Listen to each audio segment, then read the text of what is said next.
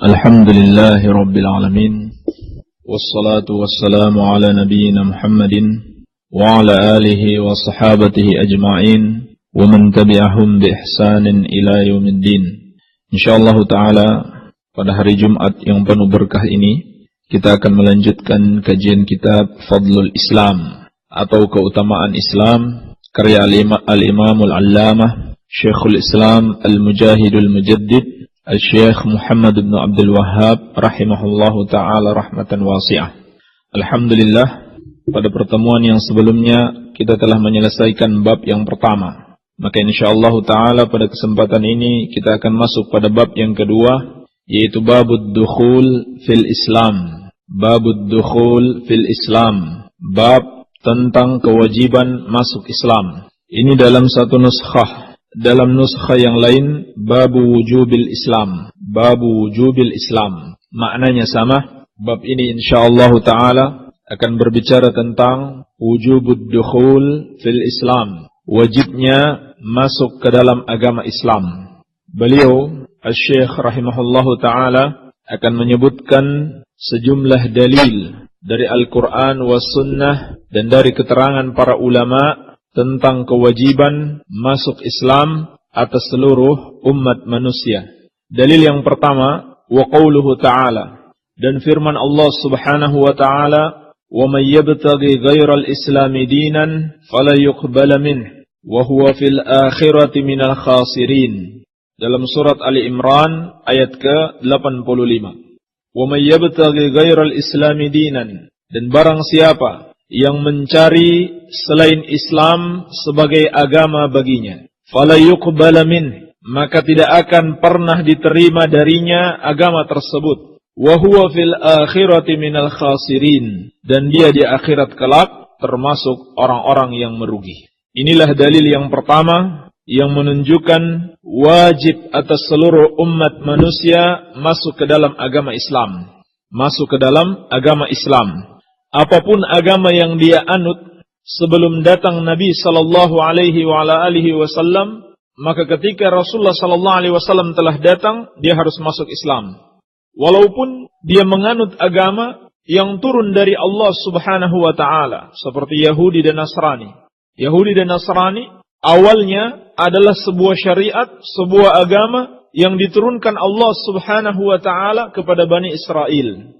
Apabila mereka benar-benar menjalankan agama tersebut sesuai dengan syariat yang Allah turunkan kepada para nabi Bani Israel, maka mereka dianggap sebagai kaum muslimin, yaitu al-istislamu lillahi bit-tauhid wal inqiyadu lahu bit-ta'ah wal bara'atu minasyirki wa ahlihi. Apabila mereka berserah diri kepada Allah dengan tauhid dan tidak menyekutukan Allah Subhanahu wa taala, dan mereka tunduk kepada Allah Subhanahu wa ta'ala dengan menjalankan perintahnya dan menjauhi larangannya, dan mereka berlepas diri dari kesyirikan dan pelaku-pelaku kesyirikan, maka mereka adalah kaum muslimin. Tetapi walaupun mereka sudah mengamalkan hal itu, apabila Rasulullah sallallahu alaihi wasallam diutus, mereka tetap harus mengikuti Islam yang dibawa oleh Rasulullah sallallahu alaihi wasallam, yaitu mereka harus mengakui kerasulan Nabi Muhammad sallallahu alaihi wasallam, dan mereka harus mengakui, tunduk dan menjalankan syariat Islam yang dibawa oleh Rasulullah sallallahu alaihi wasallam. Jadi batal semua agama-agama terdahulu setelah kedatangan Rasulullah sallallahu alaihi wasallam.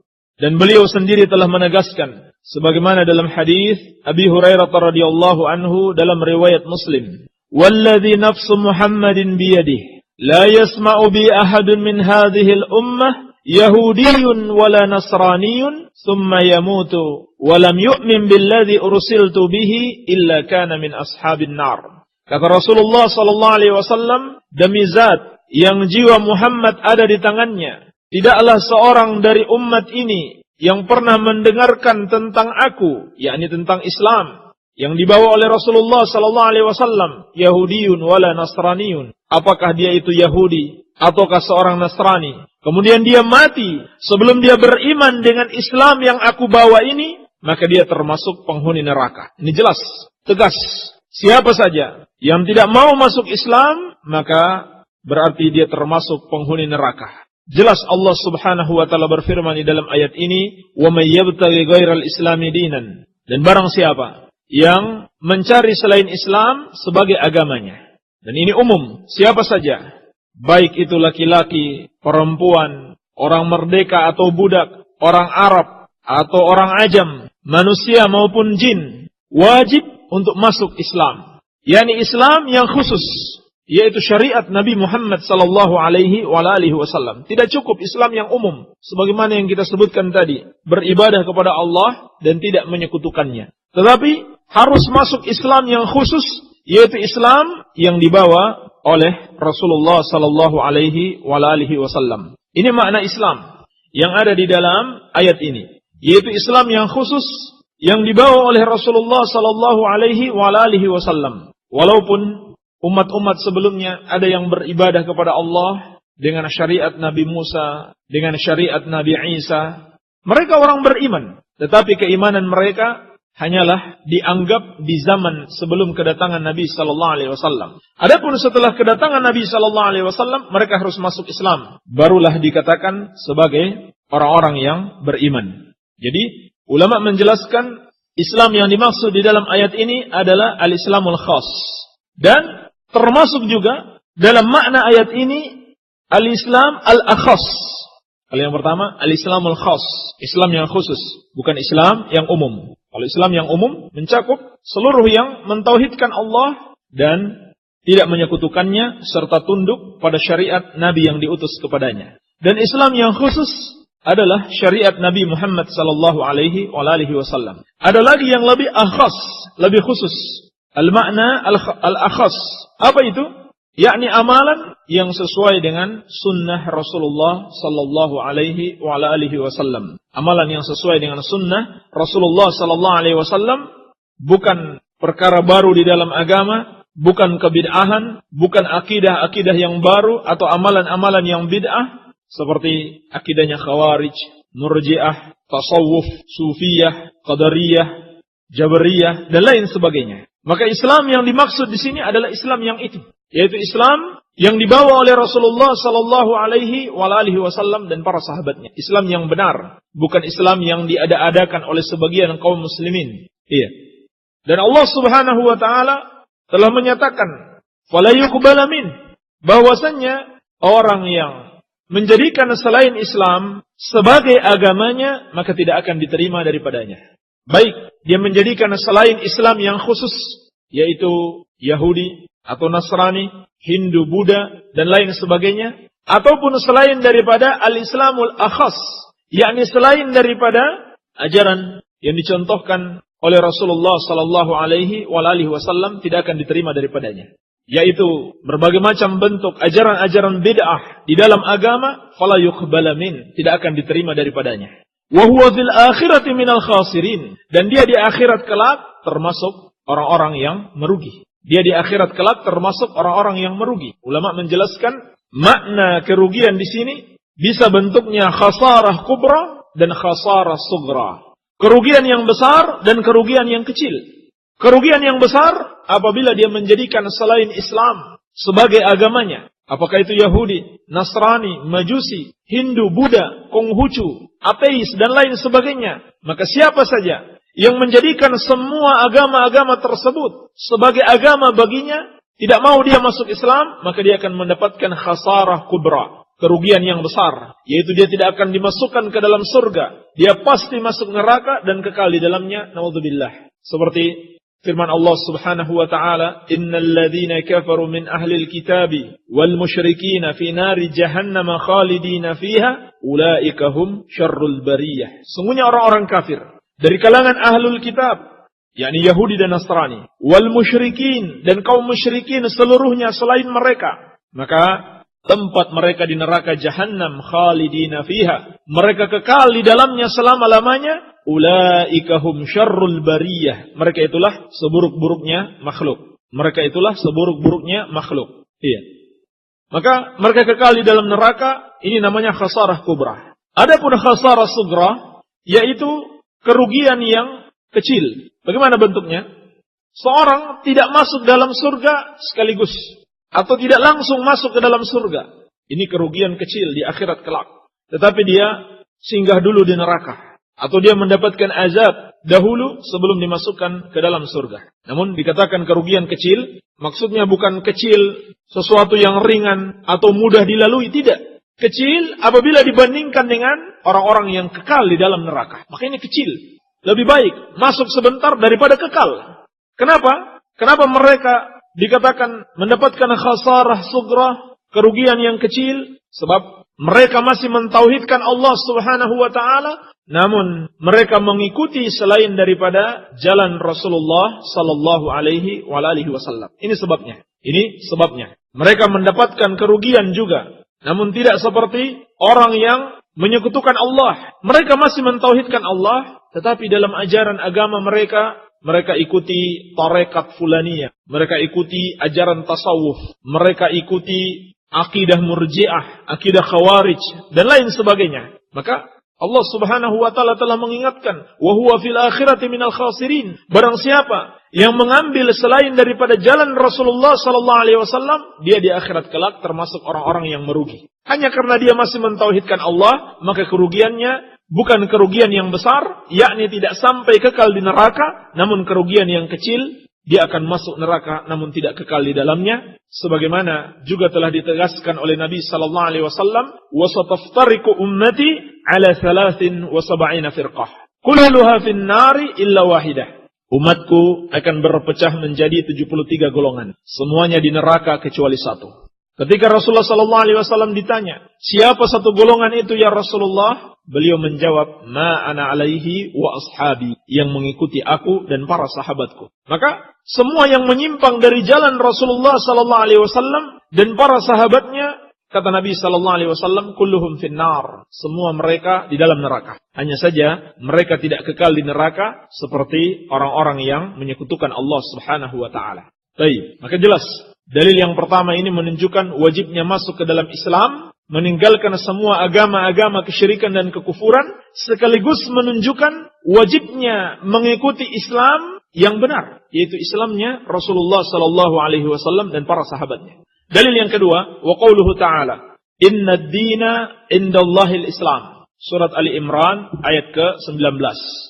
Kata Allah Subhanahu wa taala, sesungguhnya agama yang diridai di sisi Allah hanyalah Islam. Sesungguhnya agama di sisi Allah hanya Islam. Ini dalil yang kedua yang menunjukkan wajibnya umat manusia seluruhnya masuk ke dalam Islam dan meninggalkan semua bentuk kekufuran dan kesyirikan kepada Allah Subhanahu wa taala. Iya. Dan ulama menjelaskan Islam di sini juga mencakup Islamul khas dan Islamul akhas. Yakni mencakup kewajiban meninggalkan seluruh agama-agama kesyirikan dan kekufuran, dan juga mencakup kewajiban meninggalkan semua amalan-amalan yang tidak dicontohkan oleh Rasulullah sallallahu alaihi wasallam. Iya. Dan jelas di dalam ayat ini menunjukkan bahwasannya hanya Islam yang diakui oleh Allah Subhanahu wa taala. Kalau begitu, wajib bagi semua orang, semua manusia maupun jin untuk masuk ke dalam Islam dan meninggalkan semua ajaran apapun. Sebagaimana wajib atas seluruh umat Islam meninggalkan semua ajaran yang tidak dicontohkan oleh Rasulullah sallallahu alaihi wasallam. Sebab kalau dia tidak dicontohkan oleh Rasulullah sallallahu alaihi wasallam, maka itu bukan agama Islam. Adapun sebab turunnya ayat ini disebutkan oleh Al-Imam Ibnu Qayyim rahimahullah dalam tafsir beliau dari Ibnu Abbas radhiyallahu taala anhuma.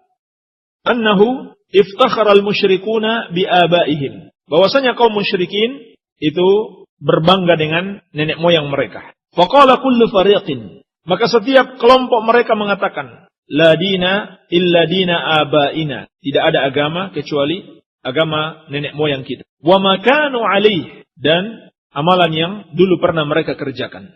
Fa akdzabahumullahu taala faqal, maka Allah Subhanahu wa taala mendustakan mereka dengan firman-Nya, innad dina indallahil Islam. Sesungguhnya agama di sisi Allah hanya Islam. Maka tidak diakui agama nenek moyang mereka. Yakni alladhi ja'a bihi Muhammadun sallallahu alaihi wasallam, yaitu agama yang dibawa oleh Nabi Muhammad sallallahu alaihi wasallam. Ini dari perkataan Ibnu Qayyim.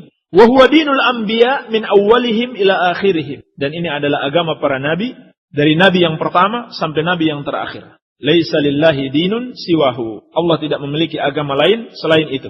Yakni mentauhidkan Allah Subhanahu wa taala dan mencontoh para rasul yang diutus kepada mereka. Iya. Ini dalil yang kedua. Dalil yang ketiga, wa qaulullahi ta'ala. Dan firman Allah Subhanahu wa taala, wa anna hadza sirati mustaqiman fattabi'uhu wa la tattabi'us subula fatafarraqa bikum an sabilih. Dalam surat Al-An'am ayat ke-153. Allah Subhanahu wa taala berfirman, dan inilah jalanku yang lurus. Yakni satu jalan. Sirati, satu jalan. Fattabi'uhu, maka ikutilah jalan tersebut. Wala tattabi'us subula, dan janganlah kalian mengikuti jalan-jalan yang lain. Fatafarraqa bikum an sabilih, yang akan menyebabkan kalian tercerai-berai dari jalan Allah Subhanahu wa taala. Qala Mujahid, berkata Al-Imam Mujahid, beliau adalah Mujahid bin Jabr Al-Makki, salah seorang murid terbaik Abdullah bin Abbas radhiyallahu taala anhuma. As-subul al-bid'ah wasyubuhat. Yang dimaksud dengan jalan-jalan yang lain yang akan mencerai-beraikan kalian dari jalan Allah adalah bid'ah-bid'ah dan syubhat-syubhat. Iya. Ayat yang mulia ini juga menunjukkan kewajiban masuk Islam dan menunjukkan bahwasannya Islam adalah satu, tidak berbilang. Islam yang benar itu satu, tidak berbilang. Dia adalah jalan Rasulullah sallallahu alaihi wasallam dan para sahabatnya. Dan juga menunjukkan agama yang diridhai Allah, jalan yang lurus hanya satu, yaitu Islam itu sendiri. Maka jelas, yang dimaksud Islam adalah Islam yang dibawa oleh Rasulullah sallallahu alaihi wasallam dan Allah perintahkan umat manusia seluruhnya untuk mengikuti jalan tersebut. Wa anna hadza sirati mustaqiman fattabi'uh. Dan bahwasannya inilah jalanku yang lurus, maka ikutilah dia. Ini perintah untuk masuk ke dalam Islam. Perintah untuk masuk ke dalam Islam terhadap seluruh umat manusia. Tidak ada Islam yang lain. Hanya inilah Islam. Jalan Allah tidak berbilang. Jalan lurus itu satu. Tidak seperti anggapan sebagian orang. Bahwasannya mereka berkeyakinan semua agama itu sama. Terserah mau mengikuti agama yang mana, akan mengantarkan kepada satu tujuan, yaitu kepada Allah Subhanahu wa taala. Maka ini tidak benar. Allah Subhanahu wa taala telah menetapkan hadza sirati, ini jalanku satu. Ikuti jalan tersebut. Dan juga Allah tekankan lagi wala tattabi'us subula, dan jangan kalian mengikuti jalan-jalan yang lain. Maka Allah mengharamkan, Allah melarang mengikuti selain daripada agama Islam. Dan di sini juga mencakup Allah Subhanahu wa taala melarang mengikuti Islam selain Islam yang dibawa oleh Rasulullah sallallahu alaihi wasallam. Ini mencakup maknanya. Wala tattabi'us subula, dan jangan kalian mengikuti jalan-jalan yang lain. Ini mencakup dua makna, yaitu jalan selain Islam, selain daripada agama Islam, maupun selain Islam yang dibawa oleh Rasulullah sallallahu alaihi wasallam. Oleh karena itu, Imam Mujahid rahimahullah mengatakan makna as-subul, jalan-jalan yang lain itu adalah bid'ah-bid'ah dan syubhat, syubhat-syubhat. Al-bid'ah wa syubhat. Dan ini, penafsiran ini disebutkan oleh Al-Imam Ibn Jarir At-Tabari dalam tafsir beliau, juz ke-5 halaman 397. Juz ke-5 halaman 397. Dan ini termasuk tafsirul lafzi bi ba'di ahadihi. Tafsirul lafzi bi ba'di ahadihi. Menafsirkan lafaz dengan sebagian maknanya. Dengan sebagian maknanya. Adapun yang kita sebutkan tadi, sebagaimana dijelaskan para ulama, maknanya umum. Wala tattabi'us subula, dan janganlah kalian mengikuti jalan-jalan yang lain, mencakup jangan kalian mengikuti agama apapun selain daripada agama Islam. Dan juga mencakup jangan kalian mengikuti bid'ah-bid'ah dan syubhat-syubhat yang diada-adakan selain oleh Rasulullah sallallahu alaihi wasallam, yang diada-adakan oleh manusia, bid'ah-bid'ah. Ini mencakup keduanya. Iya. Jadi Islam yang dimaksud di dalam ayat ini, jalan Allah yang lurus yang dimaksud di dalam ayat ini, menurut yang dipahami oleh ulama us-salaf adalah jalan Islam yang pernah dilalui oleh Rasulullah sallallahu alaihi wasallam dan para sahabatnya, yaitu sunnah beliau, bukan bid'ah di dalam agama. Oleh karena itu yang namanya bid'ah bertentangan dengan ajaran Rasulullah sallallahu alaihi wasallam. Yang namanya bid'ah dia termasuk as-subul yang dilarang oleh Allah Subhanahu wa taala untuk kita mengikutinya. Iya. Maka jelas sekali di dalam ayat ini Allah Subhanahu wa taala melarang mengikuti selain agama Islam dan juga melarang mengikuti selain dari ajaran Rasulullah sallallahu alaihi wasallam. Dan Allah menjelaskan apa akibatnya kalau kita mengikuti jalan-jalan tersebut, fatafarraqu bikum an sabilihi. Akan mencerai-beraikan kalian dari jalan Allah. Akan mencerai-beraikan kalian dari jalan Allah. Ini juga mencakup dua makna. Mencerai-beraikan dalam banyak agama dan mencerai-beraikan dalam banyak keyakinan-keyakinan. Yakni munculnya kebid'ahan-kebid'ahan. Mencerai-beraikan dalam banyak agama. Apabila mereka tidak mentauhidkan Allah, maka umat manusia akan terpecah belah. Sehingga disebutkan bahwasanya umat manusia pada zaman Nabi Adam alaihissalam adalah umat yang satu. Sampai berlalu 10 abad lamanya. Mereka adalah umat yang satu. Kanan nasu ummatan wahidah. Dulunya manusia adalah umat yang satu. Lalu ketika terjadi kesyirikan, maka mereka tercerai-berai. Mereka berpecah belah. Adapun dalam umat Muhammad sallallahu alaihi wasallam, umat Islam juga adalah umat yang satu, yaitu para sahabat radhiyallahu taala anhum ajmain. Kenapa mereka satu? Karena mereka semuanya mengikuti Rasulullah sallallahu alaihi wasallam. Mereka mencontoh beliau. Lalu terjadi perpecahan. Kapan dan kenapa terjadi perpecahan? Terjadi perpecahan ketika muncul ajaran-ajaran baru di dalam agama. Ketika muncul bid'ah-bid'ah dan syubhat-syubhat berterbaran. Maka ketika itu terjadi perpecahan. Maka oleh karena itu Allah Subhanahu wa taala melarang kita mengikuti kebid'ahan, mengikuti kerancuan-kerancuan di dalam agama. Kenapa? Karena itu akan mencerai-beraikan kita dari jalannya. Sebagaimana kalau kita mengikuti agama yang lain, maka lebih jauh lagi kita akan tercerai-berai dari agama Allah Subhanahu wa taala. Kalau begitu, dapat kita pahami dari ayat ini yang dimaksud dengan perpecahan, yaitu perpecahan yang tercela, yang Allah larang dalam Al-Qur'an adalah perpecahan di dalam agama. Adalah perpecahan di dalam agama. Yakni perbedaan akidah-akidah. Perbedaan amalan-amalan. Yang satu sesuai petunjuk Rasulullah sallallahu alaihi wasallam, yang satu melakukan bid'ah. Yang melakukan bid'ah inilah yang disebut dengan orang yang berpecah belah di dalam agama. Maka ketika kita mengajak umat manusia kembali kepada sunnah, berarti apa? Mengajak mereka untuk bersatu kembali. Walaupun mereka bersama-sama, tidak saling gontok-gontokan, tidak saling mencela, berkasih sayang. Tetapi kalau akidah mereka berbeda-beda, seperti dalam kelompok Ikhwanul Muslimin misalkan, mereka itu Masya Allah, persaudaranya kuat, mereka bersatu. Apakah ini persatuan yang diinginkan? Belum tentu. Sebab ternyata di dalam kelompok mereka, ada yang berakidah Sufiyah, ada yang berakidah Khawarij, ada yang berakidah Murji'ah, Qadariyah, semuanya diterima. Yang penting sama-sama memiliki tujuan yang satu. Yang penting sama-sama menurut mereka mau mendirikan negara Islam, tidak ada masalah. Syiah silakan bergabung. Penyembah kuburan silakan bergabung. Bahkan sampai pada akhirnya orang kafir sekalipun silakan bergabung. Di Papua ada caleg mereka atau anggota dewan mereka, itu agama Nasrani. Bahkan di Mesir ada anggota dewan mereka agama Nasrani dari Kipti, dari suku Kipti.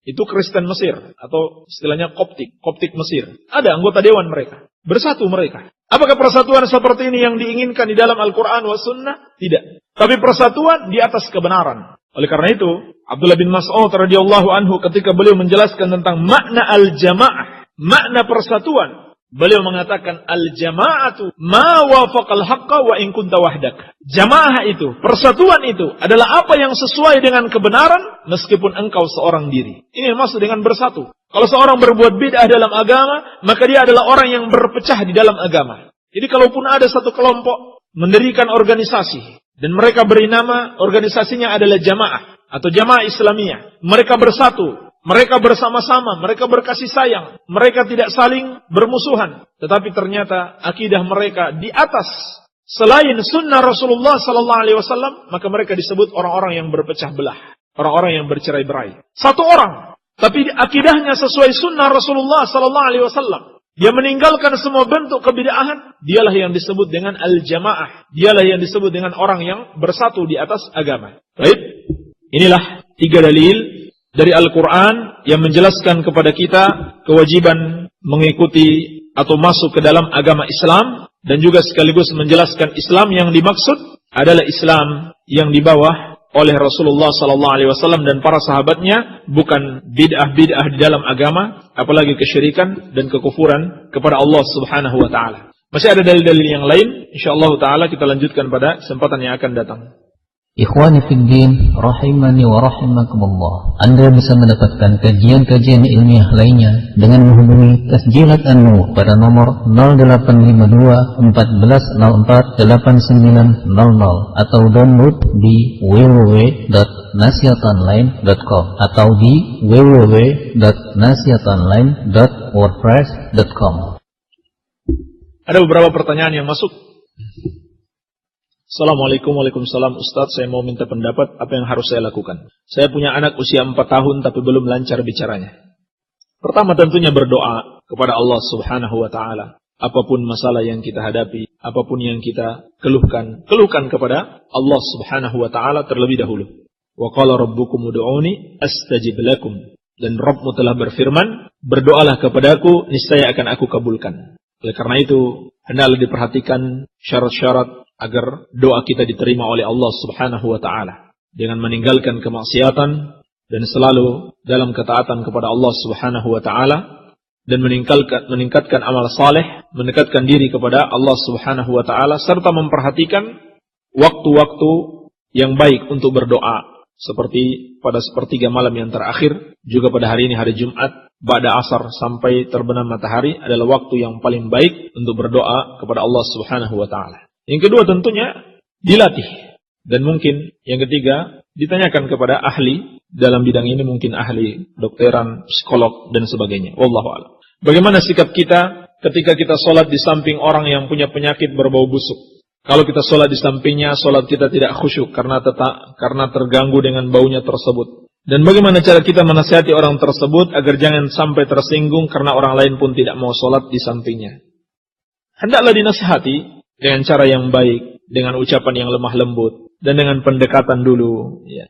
Dan jelaskan dengan dalil. Jelaskan dengan dalil bahwasannya tidak boleh bagi seorang masuk ke masjid dengan membawa bau yang tidak enak, bau yang tidak sedap, bau yang busuk. Karena itu akan mengganggu orang yang sholat dan juga mengganggu para malaikat. Seperti Nabi SAW telah melarang, man akala min hadhihi syajarah fala yaqrabanna masjidana. Barang siapa yang makan dari pohon ini, yakni bawang, maka jangan dia mendekati masjid kami. Dilarang. Kenapa? Disebutkan dalam riwayat yang lain, fa innal malaikata tata'adza mimma yata'adza minhu banu Adam. Sesungguhnya malaikat itu terganggu sebagaimana anak Adam itu juga terganggu. Iya. Jadi bukan cuma mengganggu manusia, juga mengganggu para malaikat. Jadi apapun yang dapat mengganggu orang tidak boleh dibawa ke masjid. Dan orang tersebut berarti telah mendapatkan suatu rukhsah, keringanan untuk sholat di rumahnya. Untuk sholat di rumah. Iya. Wallahu a'lam. Assalamualaikum warahmatullahi wabarakatuh. Apakah benar kalau kita terlalu mencintai seorang wanita, padahal dia bukan seorang yang saleha, itu terkena sihir jin isik? Lalu siapakah isik itu? Apakah dia sudah hidup di zaman Nabi? Dan apakah dia isik sampai sekarang masih hidup? Wallahu a'lam. Saya tidak tahu ada jin isik. Mungkin yang dimaksud di situ adalah apa? Ya sihirnya syaitan, bukan nama jin. Yang disebut dengan al-ishq. Ishq apa artinya? Mabuk kepayang atau kasmaran. Kenapa? Karena dia telah melakukan hal yang haram, yaitu melihat kepada wanita yang bukan mahramnya, melihat sekali, diikuti dengan penglihatan berikutnya, memandang yang pertama, diikuti dengan pandangan berikutnya, terus mencari-cari informasi tentang wanita tersebut. Pada akhirnya sampai berkenalan, pada akhirnya berbicara, bertemu, berdua-duaan, dan seterusnya. Ini namanya penyakit al-ishq, ya, mabuk kepayang. Apa istilah yang lain? Kasmaran? Apa lagi? Iya. Dikatakan para ulama ini termasuk sihir dari syaitan. Ini gangguan syaitan, bukan nama jin. Wallahu a'lam. Assalamualaikum warahmatullahi wabarakatuh. Saya mau tanya, bolehkah sholat sunnah berjamaah? Ditunggu jawabannya, terima kasih. Sholat sunnah berjamaah, ada sebagian yang boleh dilakukan secara berjamaah, karena ada dalil yang mencontohkan hal itu, dan ada yang tidak dilakukan secara berjamaah. Contoh yang boleh dilakukan secara berjamaah adalah sholat tarawih di bulan Ramadan. Sholat tarawih di bulan Ramadan. Sholat sunnah, istisqa, minta hujan. Demikian pula sholat gerhana, matahari dan bulan. Salat Aidain, Idul Fitri dan Idul Adha. Apalagi? Adapun salat tahajud selain daripada bulan Ramadan, Ada dalil Nabi Shallallahu Alaihi Wasallam melakukannya dengan sebagian sahabat, dan itu karena suatu kebetulan. Karena suatu kebetulan. Ada sahabat Ibnu Umar, Ibnu Abbas kebetulan menginap di rumah Rasulullah Shallallahu Alaihi Wasallam ketika beliau sholat malam, lalu mereka mengikuti. Tidak seperti yang dilakukan sebagian orang hari ini. Mereka buat kesepakatan atau buat suatu kegiatan yang mereka namakan dengan mabit, malam bid'ah. Lalu mereka sholat tahajud bersama-sama. Maka tidak seperti itu yang dicontohkan oleh Rasulullah Sallallahu Alaihi Wasallam. Minimal, kalaupun kita tidak mengatakan bid'ah, maka itu akan mengantarkan kepada bid'ah. Itu akan mengantarkan kepada bid'ah. Iya. Jadi kalau ada dalilnya dilakukan oleh Nabi Sallallahu Alaihi Wasallam secara berjamaah seperti yang sudah kita sebutkan, maka boleh. Kalau tidak, maka tidak. Baik. Assalamualaikum warahmatullahi wabarakatuh. Kita baca Al-Quran dari juz 1. Satu, untuk kebiasaan pada malam hari suka baca walaupun sekali baca hanya satu surat. Yang saya tanyakan Ustadz, apakah setiap waktu akan baca harus pakai ta'awudz dan basmalah dan surat Al-Fatihah? Mohon dijelaskan, terima kasih. Kalau ta'awudz ini wajib dibaca ketika memulai bacaan Quran, ketika memulai pertama kali. Sebagaimana firman Allah, wa idza qara'tal Qur'an fasta'idz billah. Apabila engkau membaca Al-Quran, maka berta'awudzlah kepada Allah, yakni mengucapkan a'udzu billahi minasyaitonir rajim. Adapun basmalah, ucapan bismillahirrahmanirrahim, itu hanya disyariatkan pada awal surat. Kalau kita membaca dari awal surat, maka baca bismillahirrahmanirrahim. Tapi kalau dari pertengahan surat, cukup a'udzu billahi minasyaitonir rajim. Kalau baru memulai membaca Al-Quran. Adapun surat Al-Fatihah, apakah dia disyariatkan ketika setiap membaca Al-Quran membaca surat Al-Fatihah? Tidak ada dalil yang menunjukkan hal itu. Tidak perlu membaca surat Al-Fatihah dahulu sebelum membaca ayat-ayat yang lainnya. Kecuali dalam sholat. Baik. Assalamualaikum Ustaz. Waalaikumsalam. Apa yang membedakan pinjam-meminjam yang sesuai syariat dalam bank syariah dengan pinjam-meminjam ribawi dalam bank konvensional? Padahal dalam pembayaran hutangnya sama-sama ada uang jasanya. Mohon Ustaz jelaskan secara gamblang. Soalnya kakak anak kerja di bank BMT Baitul Mal gitu.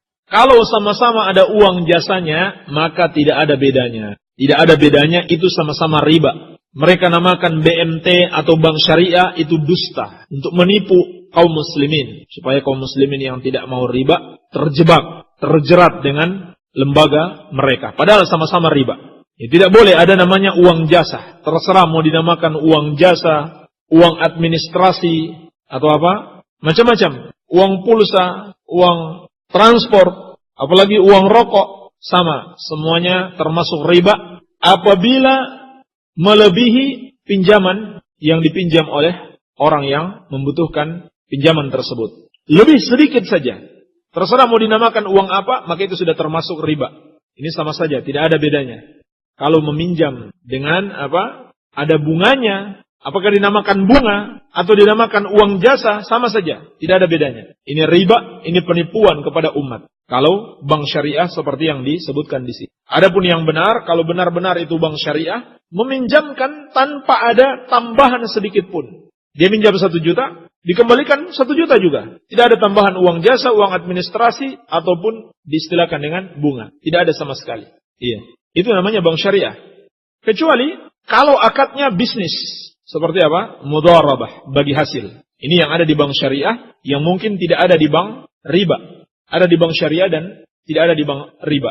Tetapi itu pun ternyata kita dapati bank yang sudah berlabel syariah itu, ngaku-ngaku syariah, dalam mudharabahnya juga tidak sesuai. Tidak sesuai dengan syariat Islam. Iya. Di antara bentuk mudharabah yang benar, yang sesuai dengan syariat, untung dan rugi sama-sama dibagi. Untung dan rugi sama-sama dibagi. Kalau mendapatkan keuntungan, maka dibagi. Dibagi misalkan 50-50%.